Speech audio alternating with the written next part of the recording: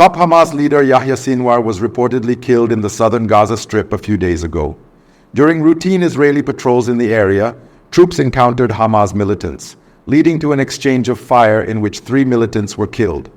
This wasn't a high-tech operation, but was driven by high-profile intelligence inputs, with the troops engaging in routine patrols. A small group of militants initiated the gunfight, and the IDF, Israeli Defense Forces, raided a nearby building. During this raid, amidst an intense exchange of fire, they discovered that one of the bodies belonged to Yahya Sinwar, Israel's most wanted individual. Sinwar was the mastermind behind the October 7th massacre at a music festival in northern Israel, where 200 Israelis were brutally killed and over 250 hostages were taken under the custody of Hamas. In response, the Israeli administration ordered a full-blown war against Hamas and terror groups in the Gaza Strip. Over the course of more than a year, over 45,000 Palestinians in Gaza have been killed and more than 100,000 have been seriously injured. The relentless Israeli bombings have destroyed much of Gaza's infrastructure, leaving the lives of Gazans in ruins. Yahya Sinwar's brutal decision to orchestrate the attack in northern Israel resulted in significant bloodshed, and over 350 Israeli soldiers were killed during the operations. Hamas's tactics, including tunnel-based warfare, initially caught the Israeli forces off guard. However, as the conflict progressed, Israeli special forces gained the upper hand, systematically raiding homes, destroying military hideouts, and dismantling Hamas's military capabilities. Despite these efforts, Israeli citizens have grown increasingly frustrated with Prime Minister Benjamin Netanyahu, particularly as many of their relatives remain in Hamas captivity. The Qatar and Egypt brokered ceasefire agreement led to a brief pause in hostilities and facilitated the exchange of some Hamas prisoners for hostages.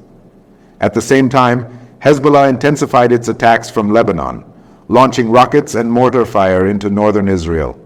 As a result, 60,000 Israeli settlers were displaced to safer areas. Israel declared parts of the north a war zone, responding with daily strikes on Hezbollah positions.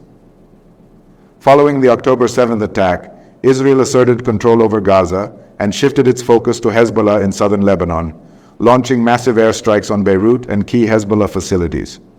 The bombardment rattled southern Lebanon, severely affecting civilian life, as well as Hezbollah's military infrastructure. Over 3,000 Hezbollah fighters were injured, many losing their lives or suffering severe wounds, including losing reproductive organs due to the blast intensity. The Israeli airstrikes also killed Hassan Nasrallah, Hezbollah's leader, along with several senior commanders, sending shockwaves through the group's ranks. Meanwhile, another Shia militant group, the Houthis from Yemen, began launching missile attacks on Israel in support of Hamas. Iran's involvement in the current Middle East conflict is undeniable. Iran has long been the key backer of various militant groups, including Hamas, Hezbollah, and the Houthis. Through its Revolutionary Guard and Quds Force, Iran has funneled arms, intelligence, and financial support to these groups, enabling them to maintain their operations against Israel. Iran's strategy revolves around creating proxies across the Middle East, thereby expanding its influence in the region and keeping Israel engaged on multiple fronts. In Lebanon, Iran's support for Hezbollah has turned the group into a dominant military and political force. In Yemen, Iran has bolstered the Houthis, who have continued to fire missiles at Israeli targets in solidarity with Hamas.